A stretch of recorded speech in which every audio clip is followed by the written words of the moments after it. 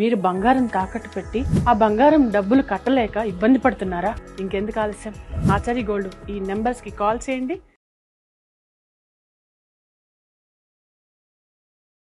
So sir, ఈ మధ్య కాలంలో చాలా మందికి అపోహలు అయితే వస్తున్నాయి.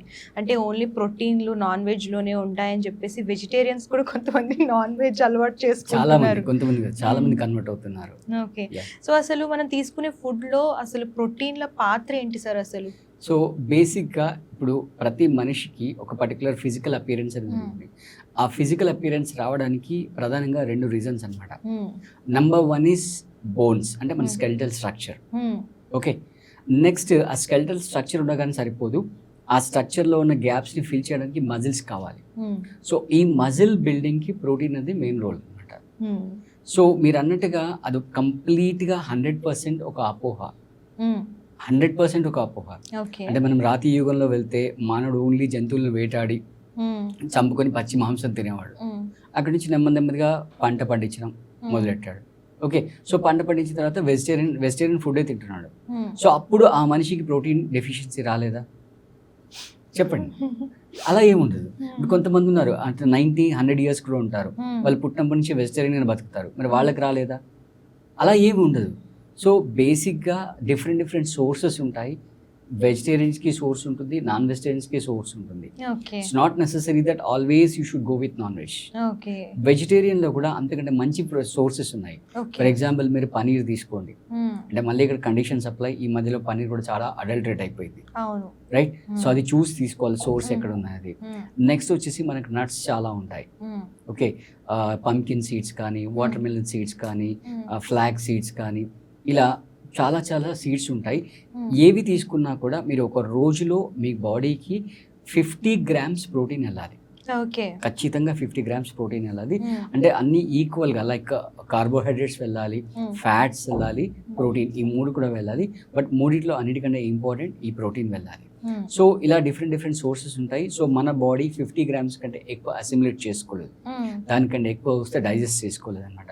అండ్ మళ్ళీ ఆ పేషెంట్ యొక్క రిక్వైర్మెంట్ని బట్టి, ఆ పరిస్థితి ఏంటి, ఆవిడ కానీ ఆయన కానీ, దాన్ని బట్టి మనం డైట్ రికమెండ్ చేస్తాం అనమాట. కొంతమందికి వాళ్ళ రిక్వైర్మెంట్ని బట్టి వాళ్ళు అంటే మధ్యాహ్నం లంచ్కి ముందు తీసుకోవాల్సి ఉంటుంది, కొంతమంది తర్వాత తీసుకోవాల్సి ఉంటుంది, రైట్? అంటే కొంతమందికి మార్నింగ్ బ్రేక్ఫాస్ట్ తర్వాత, లంచ్కి బిఫోర్, డిన్నర్కి బిఫోర్ తీసుకోవాల్సి ఉంటుంది. సో వాళ్ళ అట్ సేమ్ టైం వాళ్ళ డైజెషన్ ఎట్లా ఉంది, వాళ్ళ అసిమిలేషన్ ఎట్లా ఉంది. ఇప్పుడు కొంతమంది ఉంటారు ఆల్రెడీ బాడీలో ప్రోటీన్ చాలా ఎక్కువ ఎక్సెస్గా ఉంటుంది. సో వాళ్ళకి డిఫరెంట్ డైట్ డిజైన్ చేసి ఇస్తుంటాం అనమాట. ప్రోటీన్ లేకుండా డైట్ డిజైన్ చేసి ఇస్తుంటాం. సో వెజిటేరియన్కి నాన్ వెజిటేరియన్కి అలా అపోహలు పెట్టుకోవాల్సిన అవసరం లేదు. ఖచ్చితంగా మనం నాన్ వెజ్ తినాలని గ్యారంటీ కూడా ఏం లేదు, రైట్? అంటే ఈవెన్ నాన్ వెజ్ తింటున్న వాళ్ళలో కూడా కొంతమందికి డెఫిషియన్సీ ఉంటుంది. అంటే వాళ్ళు దాన్ని అసిమిలేట్ చేసుకోలేకపోతున్నారు, వాళ్ళ బాడీ అబ్జర్వ్ చేసుకోలేకపోతున్నారు అనమాట.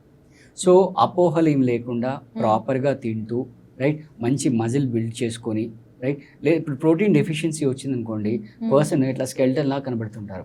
మనం కొన్ని మూవీస్లో కామెడియన్స్ చూస్తుంటాం, చాలా స్కెల్టన్ లాగా ఉంటారు అనమాట. సో అలా బాడీ అంతా అలా స్కెల్టన్ లాగా తయారైపోతుంది. And at same time fat, ఇప్పుడు ఫ్యాట్ అనగానే ఈ మధ్యలో ఓ విషయంని చూస్తున్నారు.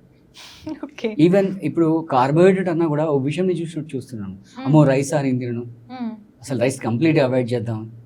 అలా కాదు, మీ రిక్వైర్మెంట్ ఎంత ఉంది, మీ కండిషన్ ఏంటి. ఫర్ ఎగ్జాంపుల్ ఇప్పుడు డయాబెటిక్ పేషెంట్ ఉన్నారు, డయాబెటిక్ పేషెంట్ కూడా కార్బోహైడ్రేట్స్ అవసరం వస్తాయి, బట్ ఆ రిక్వైర్మెంట్ వేరు. ఇప్పుడు మీరు రైస్ తిన్నారనుకోండి, రైస్ తింటే మ్యాక్సిమంగా 90 minutes కల్లా అది డైజెస్ట్ అయిపోయి దాంట్లో ఉన్న షుగర్ బ్లడ్లోకి వచ్చేస్తుంది. అందుకే డయాబెటిక్ వాళ్ళకి ఎప్పుడైనా పోస్ట్లను చెక్ చేస్తే 90 minutes చెక్ చేస్తారు.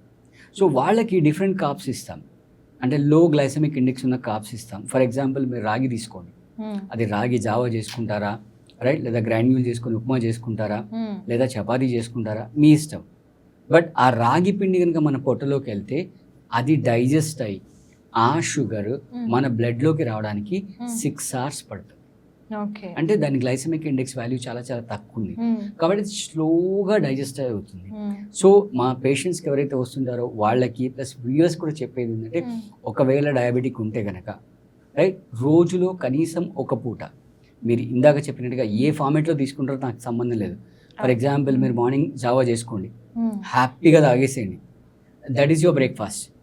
మళ్ళీ అది తాగి మళ్ళీ 4 ఇడ్లీలు తిని మళ్ళీ 2 దోశలు తిని అలా కాకుండా సో టమ్మీ ఫుల్గా మీరు 1/2 లీటర్ తాగుతారా 1 లీటర్ తాగుతారా తాగేసేయండి.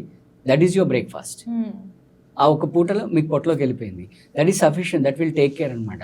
ఒక 1 మంత్ మీరు ఇలా రెగ్యులర్గా చేసి చూడండి, right? First day of the మంత్లో మీరు ఒకసారి మీ బ్లడ్ షుగర్ చెక్ చేసుకోండి. చెక్ చేసుకుని 30 days రెగ్యులర్గా రోజుకి ఒక పూట రాగి పిండి పొట్టలోకి పంపించండి, రైట్? ఏదో ఫార్మేట్లో 30 days తర్వాత మళ్ళీ మీరు చెక్ చేయండి, ఖచ్చితంగా మీకు డిఫరెన్స్ ఉంటుంది, రైట్? సో ఆ కార్బ్స్ గురించి ఈ ప్రోటీన్స్ గురించి అపోహలు అవసరం లేదు, రైట్? కార్బ్ తినగానే షుగర్ స్పైక్ అవుతుందా, రైట్? ప్రోటీన్ ఖచ్చితంగా నాన్ వెజ్లో ఉంటుందా, ఇలాంటి అపోహలు ఏమీ అక్కర్లేదు. సో ఫస్ట్ ఏంటంటే మన దగ్గర క్లయింట్ ఎవరైనా వస్తే ఫస్ట్ ప్రొఫైల్ అనలైజ్ చేస్తాం.